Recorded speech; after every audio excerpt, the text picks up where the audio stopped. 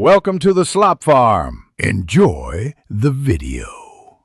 You must start by getting clear, explicit consent from Jenny, verbal and recorded if possible.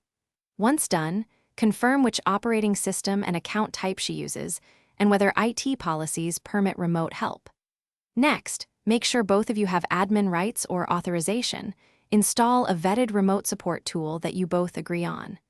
Do this now so you can proceed legally and avoid lockouts. Make sure to explain each step to Jenny so she stays informed and comfortable. You now establish a secure connection.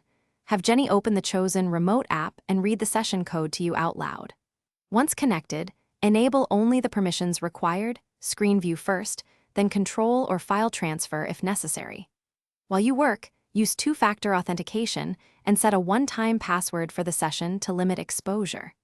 Keep verbal narration clear for Jenny so she knows what you are doing, and pause to explain each action as you proceed. You finish by completing the agreed tasks, then sign out of any accounts you used and revoke temporary permissions immediately. Once done, disable or uninstall remote access tools if Jenny does not want ongoing support. Make sure to document what you changed and share a short summary with her. If something goes wrong, for example the connection drops, restart both machines and revalidate the session code.